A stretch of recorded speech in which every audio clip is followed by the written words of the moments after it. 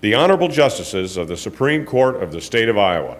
Hear ye, hear ye. The Honorable Supreme Court of the State of Iowa is now in session. Thank you, everyone. Please be seated.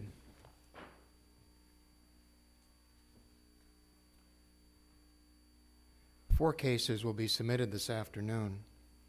Those cases are Henry Steinberg Family Living Trust. Second case is UPL Commission versus Raymond Sullins. Third case is Larry Whitfer versus Civil Service Commission of the City of Sioux City. And the final case is Jeremy Yoakum versus State of Iowa.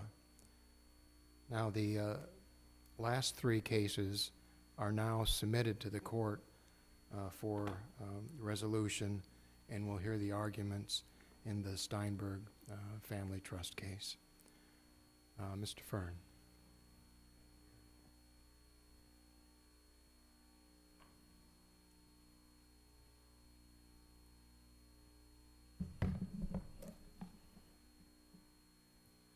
May it please the court and counsel.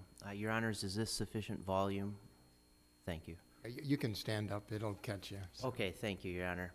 First, I did want to state that I'm Erik Fern. I'm on behalf of Stephen Steinberg. Mr. Putnam was listed as counsel of record, but due to health limitations, he's unable to participate. So I apologize for the change. Nice to have you.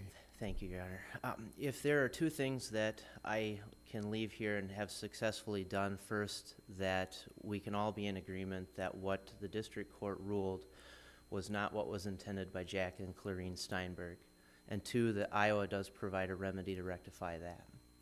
I first want to start out, this case has been cited in the briefs, but I don't believe this language has been cited, and it deals with the Iowa property and the option to purchase. The Iowa City State Bank versus Pritchard states on page 679 of the Iowa Reporter, the provision so connected with what immediately precedes it is not a subsequent attempt to limit or qualify an absolute gift of the property previously made in express terms, but it is to be construed with what precedes it as particularly defining the estate given in general terms. There are two disputes today about two separate pieces of property. The first dispute is concerning a Winnebago, Iowa piece of property and an option that was given to my client, Stephen Steinberg, to property that was in the prior sentences given to David Steinberg. And we're looking at the overall considerations of will construction. Case after case states that the testator's intent as pole star must prevail. And also, the second consideration is that the will must be read and construed in its entirety in order to effectuate the intent of the testator. Where the district court, we believe, was in error was first, the court must exhaust reasonable interpretations to harmonize the will before it strikes particular provisions from the will. Based on a review of the district court's decision, it does not appear to me that the primary focus was on attempting to harmonize the will, but it appears that the conclusion was made early on that this was a repugnant provision. But if you look at and what was argued by Mr. Steinberg is that while the Winnebago property was given to David Steinberg, the option that was given in the sentences later was repugnant and a subsequent provision to an absolute gift and fee simple. What the Pritchard case states is that when you're looking at intertwined sentences, and the Roberts case cites too that the order of wills is not given particular importance in determining what is the actual intent of the testator. But if you're looking at the same provision, and we're talking one subsection, those two sentences are intertwined together and must be construed together. What the Pritchard case, the language cited, stands for in the position of Mr. Steinberg, or Stephen Steinberg, is that was an explanatory term. What it did is it told the court and told David Steinberg what the extent of his fee interest was. And our position is that Stephen Steinberg was granted an option. David Steinberg was granted a fee simple interest subject to that option. It was not first an absolute devise in fee simple, because construing both provisions together, the intent of Jack and Clarine Steinberg is clear, that they wanted to provide an option to Stephen Steinberg. If we, and forgive me, Your Honors, the adrenaline is running.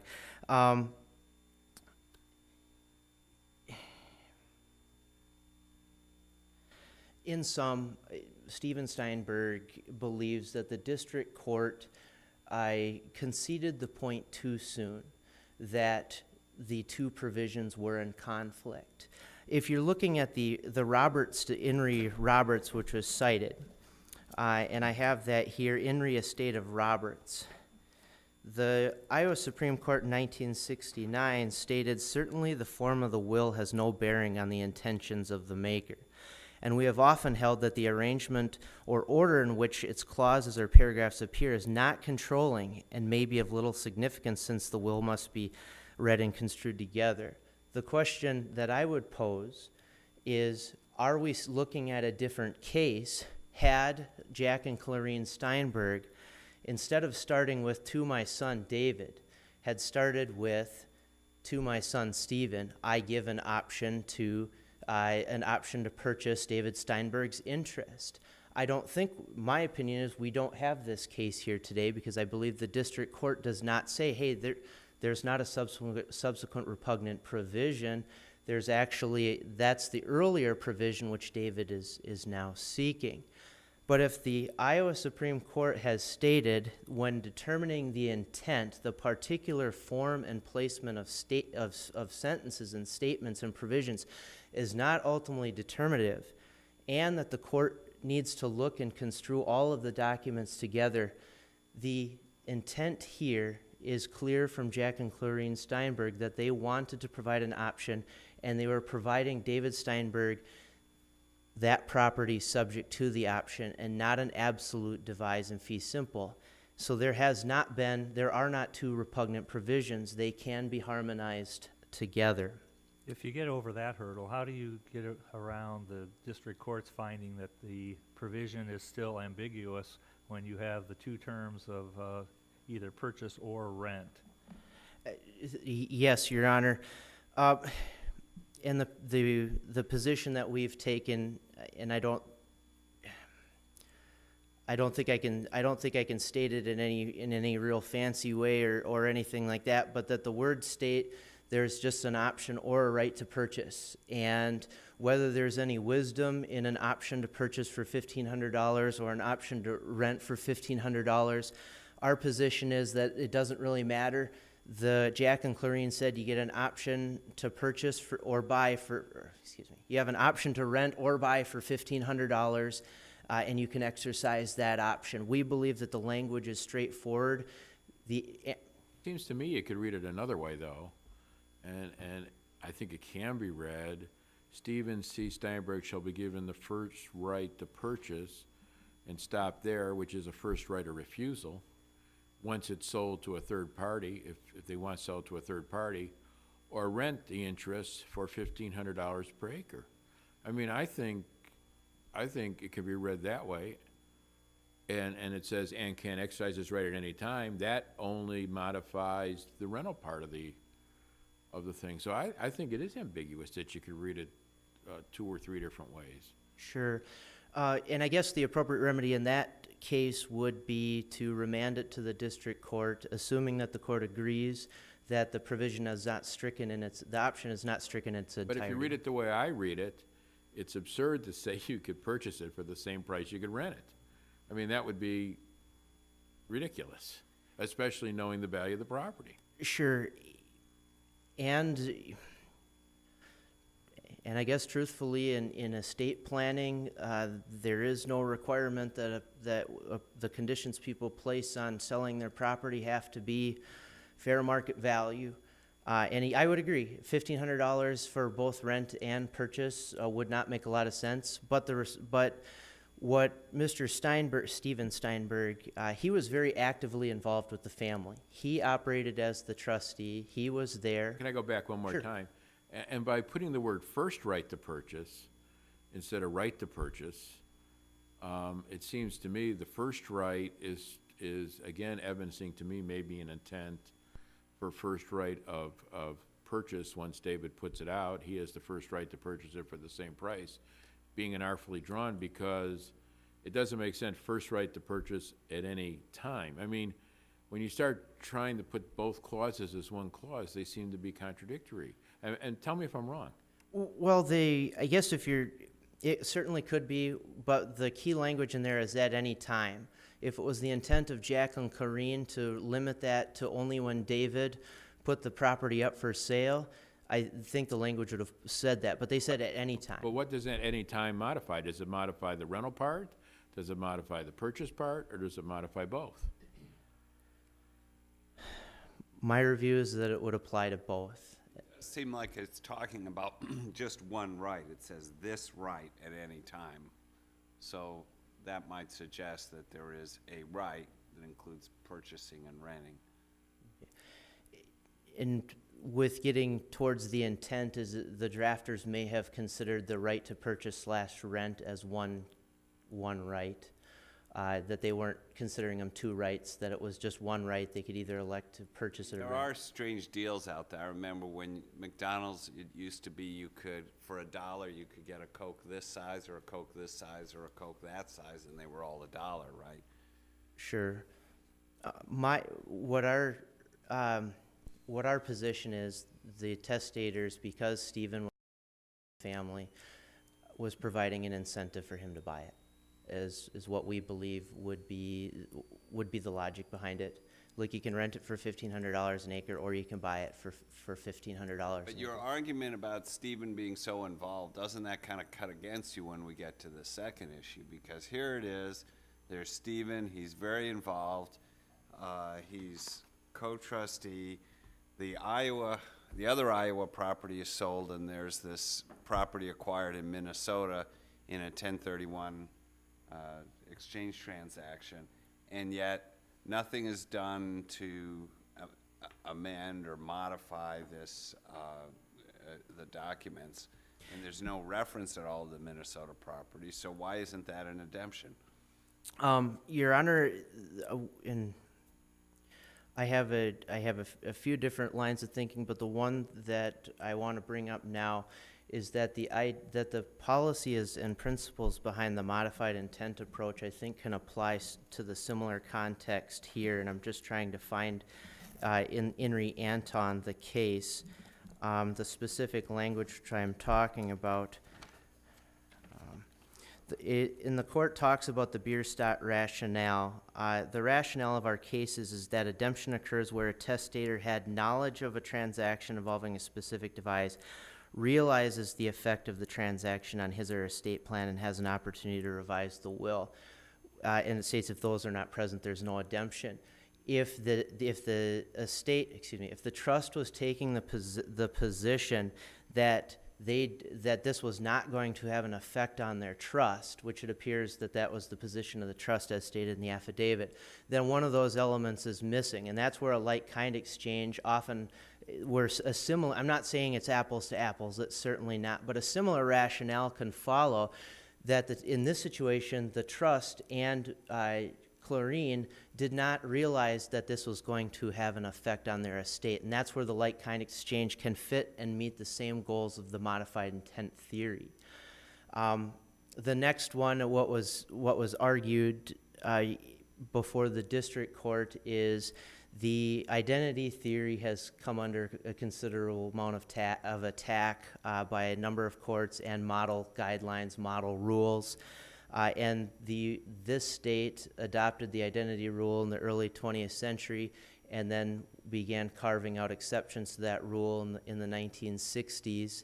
And the Wyoming Supreme Court decision that was cited in the brief acknowledged a lot of that this is becoming a rule that is defined more by its exceptions than by the actual rule.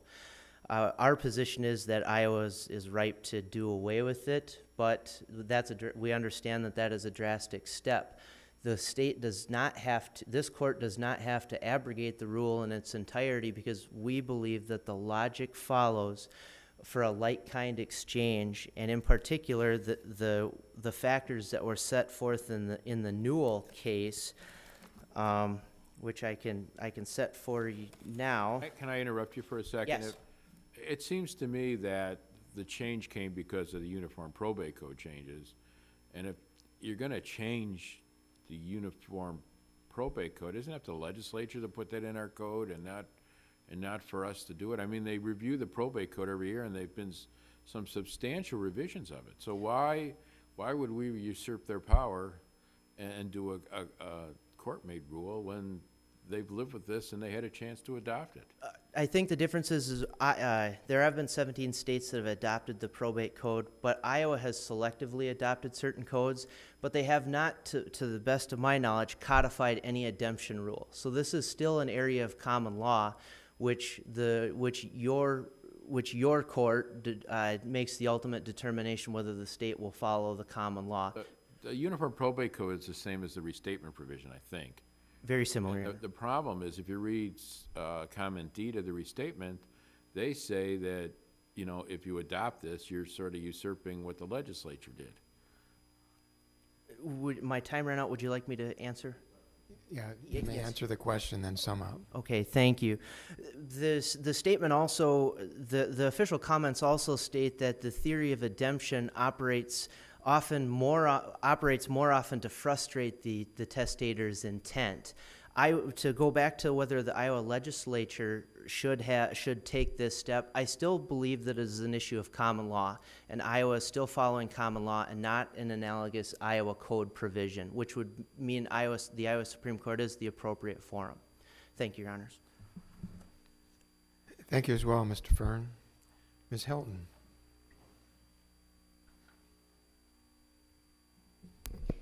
May it please the court, counsel.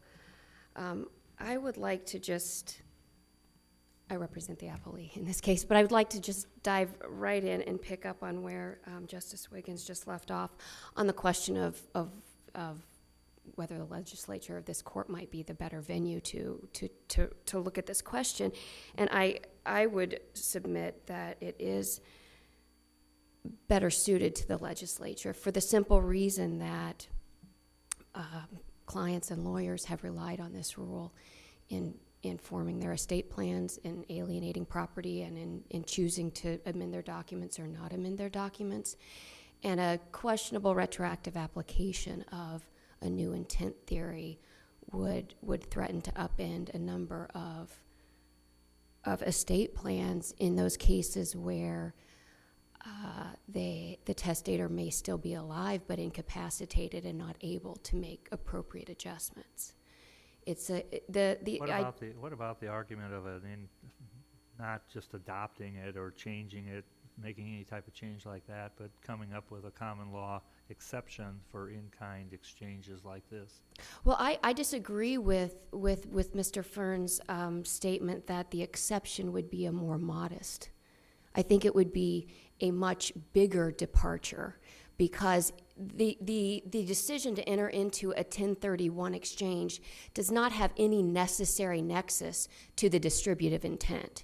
So if you say, oh yeah, 1031 exchanges, let's make a blanket exception, you might actually be frustrating intent, especially in the case of Iowa Ag Ground, which the very fact that we're looking at a 1031 exchange may itself indicate that the original intention has been destroyed or frustrated. And I'll share an example. We all know how it works. You might have a testator with 3 kids, and one of them, Johnny, stays to help farm the ground. The other 2 maybe go off to the city. And when you're looking at your estate plan, you might want to give Johnny that farm, or an option to that farm, or special benefit to that farm. Well, if Johnny moves on and decides that he's going to go join his brother in business in the city and stops farming, time passes, the testator looks at options.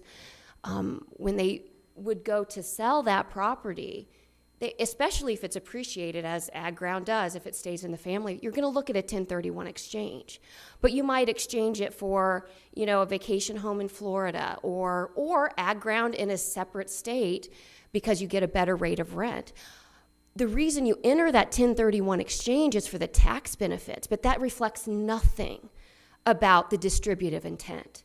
And in fact, if you apply a blanket exception based on just a simple 1031 exchange, you may actually be frustrating the intent. And so I think reasonable minds can disagree on whether the intent theory or the pure identity theory or the elegant approach that this court has actually taken over the 100 and modifying that. I think reasonable minds can disagree about that, but I don't think the exception that has been presented to this court is a responsible middle ground at all. The exceptions we look at are those cases where the intent will always or almost always be frustrated.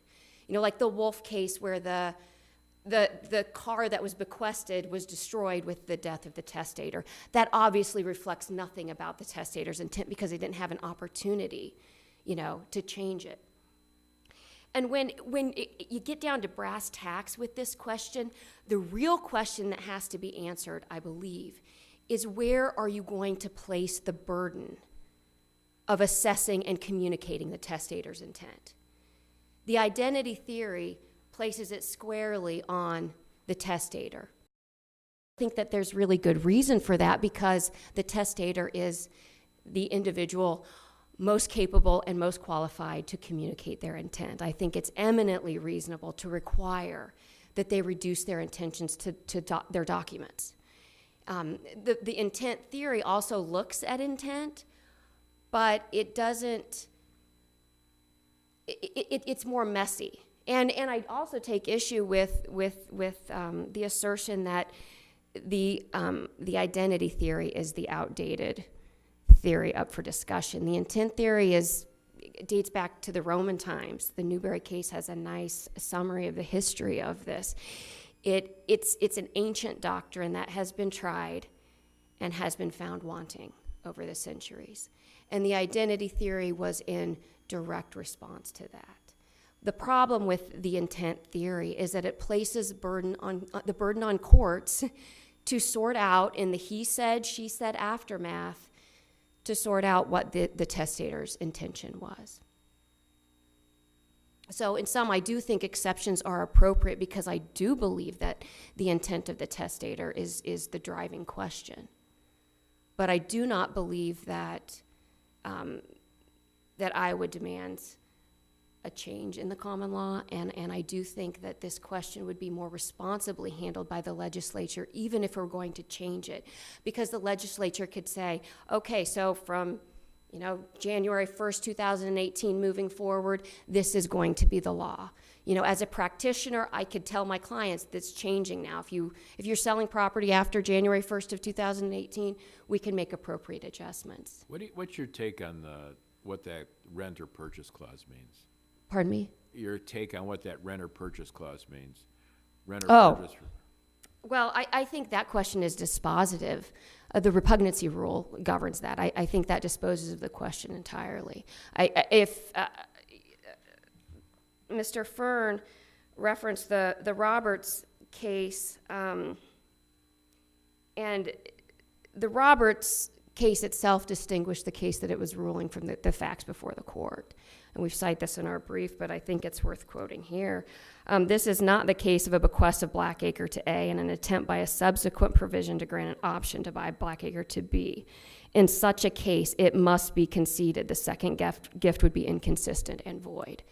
Are they really inconsistent? That's what bothers me here. I mean, the first sentence in this paragraph says, to David shall be distributed this quarter section, 1699.26. Then it says one sentence, there's a sentence, and then there's another sentence. And in the other sentence it says Stephen Steinberg shall be given the first right to purchase or rent David Steinberg's interest in the quarter section. So the second sentence that I've quoted from acknowledges what the earlier sentence said, but then gives Stephen an option to purchase or rent. And I think Justice Wiggins has raised a legitimate question about what that option means, but nonetheless, how are those two provisions repugnant where the subsequent sentence acknowledges that David Steinberg gets the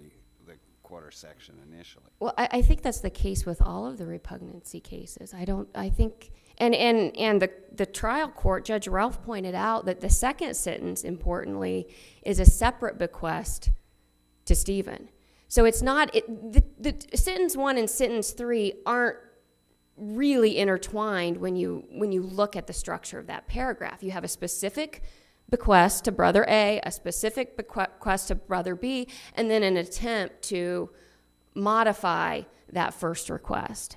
And Maybe qualify. or qualify it, but it is a gift of an option is inconsistent with an outright gift of the property, or that's Schmidt, Pritchard, Roberts. Like there's a long line of cases on the repugnancy issue, and But can't you read them together and say you get this subject to the option? You read both sentences, read the whole paragraph together.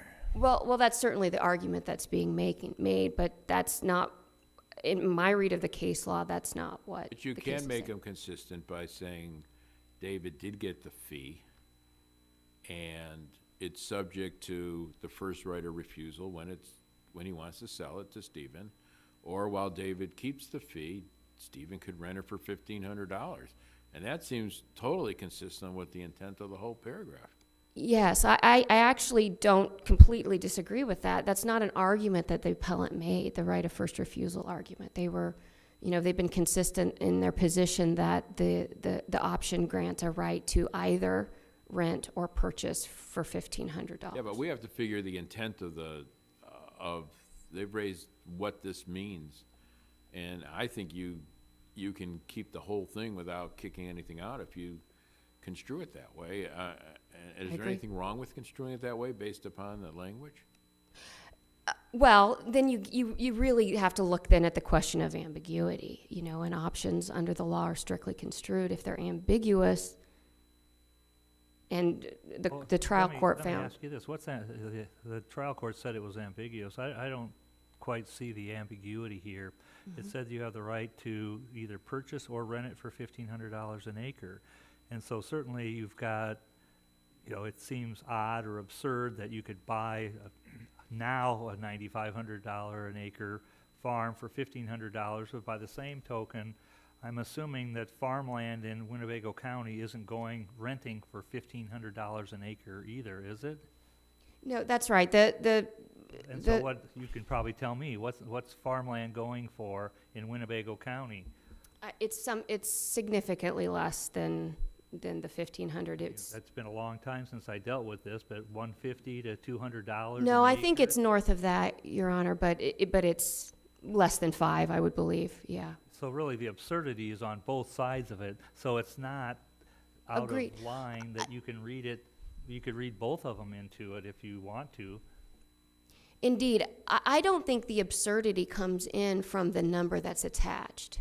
I think the absurdity comes in from suggesting that the testator intended to give both the right to rent and the right to purchase for the exact same number, because they're qualitatively different rights.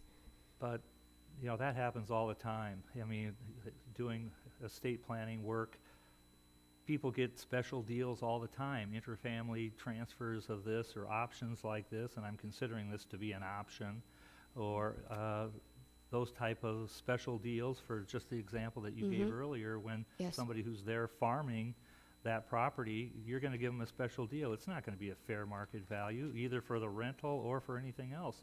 So I don't see how this is all that outside the scope or the realm of anything, just because they use both terms. Because it doesn't make sense that they could have given a right to rent for $1,500, and they could have given a right to purchase for $1,500. But Counsel, though, I mean, the absurdity in that seems to me that I've never heard of a cash rent, per acre cash rent, even half of $1,500. That is just patently absurd. I'm talking at the time this will was was executed or any time since. I've never heard of cash rent even at $7.50 per acre anywhere in the state of Iowa. And so, I mean, that clause is, in my view, patently absurd. Well- So why would they put it in there? That's a fine question. Perhaps that's why we're here talking about it. But when you look at that sentence, I'm sorry. Does it matter? I mean, whether they put it in or not, can't you just write that out and say, okay, well, it's in there, but, you know, we're gonna take what the obvious intent was, then it's gonna be $1,500 an acre. I don't know why they put rent in there either. I'm not sure it really matters to me. Well, I think it does. The fact is that they did put it in there. And one of the basic rules of construction is that we don't just cut out terms. You know, you look But at, leave it in, it's just not the one that Stephen wants to exercise. I mean, we're not removing the rent $100 an acre. We're acknowledging that it's there, but he wants to exercise the purchase part of it. What's wrong with that? well, this, you know, as the trial court pointed out, this very discussion kind of highlights the ambiguity of the option. And if you can't really determine exactly what was meant, then options are strictly construed and they're not then enforced. And so I think the fact that we've spent this much time bandying about what they might have meant itself indicates the ambiguity that the court noted and renders the option unenforceable. But isn't repugnancy sort of the last resort if you can't harmonize and save each provision? I think repugnancy is the first stop, and I think we don't even talk about the other. I think it controls in this case. I think that you can't save the option without overturning a long line of unbroken cases, or an unbroken line of cases, I think is the phrase.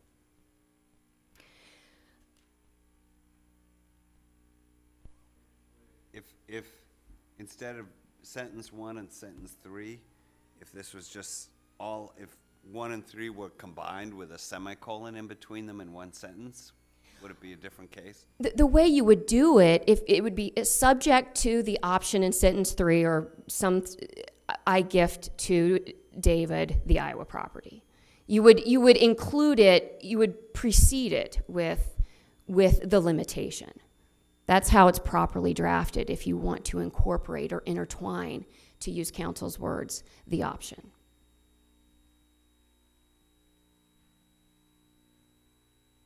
You may sum up. In sum, Judge Ralph's opinion is a clear-cut application of the law to these facts.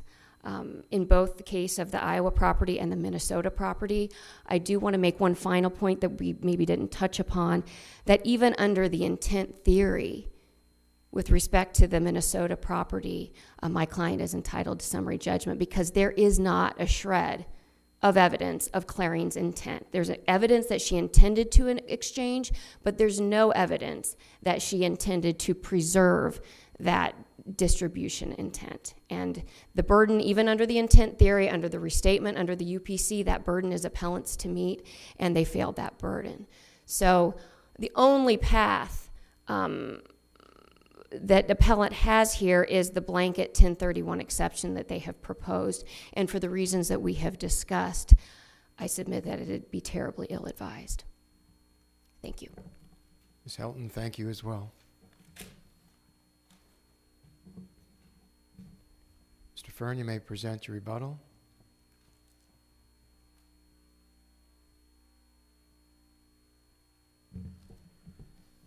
Thank you, Your Honors. The first area where I would like to respond is last time I recalled, rent was going somewhere between the $250 to $275 range is what I have seen, more towards the Winneshiek County area.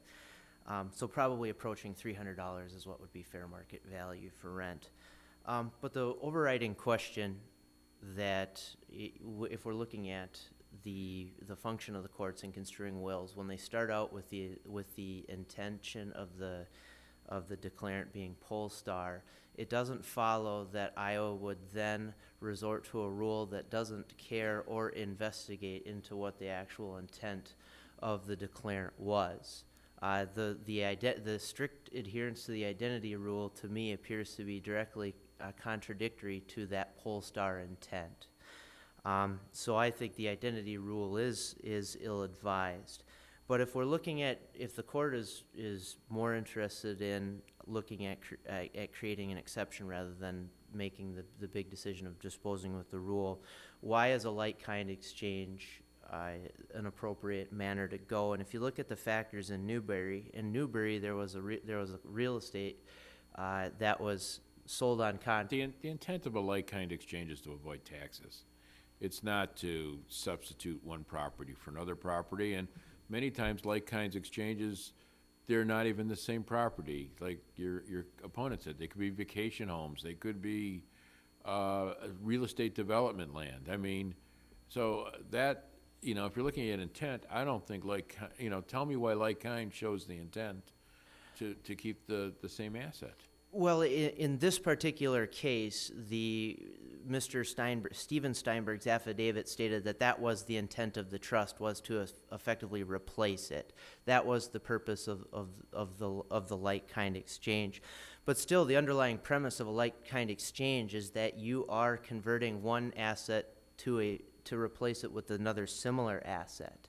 And the Newberry factors are one that it's... I think I'm just going to summarize what I feel about that whole issue here, and I think we made reference to that earlier in the arguments, is that, you know, with Stephen's involvement, I mean, Stephen was the co-trustee with his mother at the time that we did this whole like-kind exchange, and so he would have been intimately familiar with that and could have easily then amended the trust agreement to make sure that Section 5 or whatever the paragraph is as part of the trust document was amended just to make reference to the Minnesota farm. I mean, that's the simple, easy solution.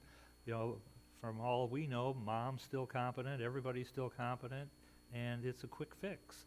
And so the argument now is you're kind of scrambling, I guess, but isn't that sort of the ball game when it comes to that issue? Well, certainly that would have been the most appropriate thing to do, and Mr. Stephen Steinberg relied on the assistance of counsel and what flows from that. But then that brings us back to the theory of the modified intent rule, is that there needs to be the appreciation that you are taking action that is affecting your estate.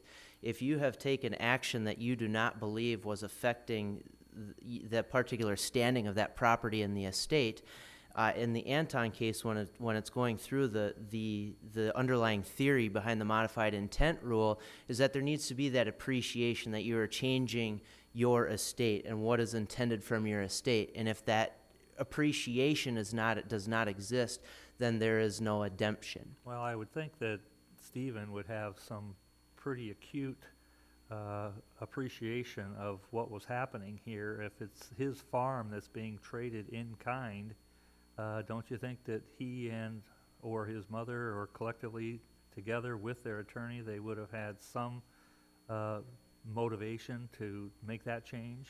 And so even if it's a modified intent, wouldn't you think that would be taken care of? Unless there was the belief that the like-kind exchange didn't require a change in the trust. So yes.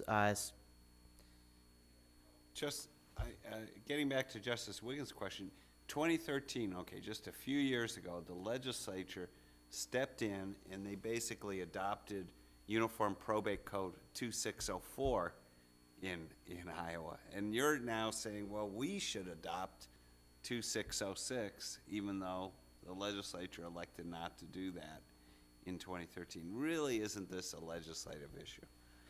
I still think because the redemption rule is an area of common law that Iowa has not codified, that the Iowa Supreme Court is the appropriate entity to make that determination. Thank you, Your Honors. Mr. Fern, thank you as well. The case of In re Steinberg Family Living Trust is now then submitted to the court, and the bailiff may adjourn.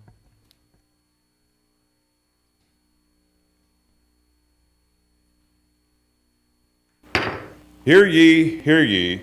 The Honorable Supreme Court of the State of Iowa is now adjourned.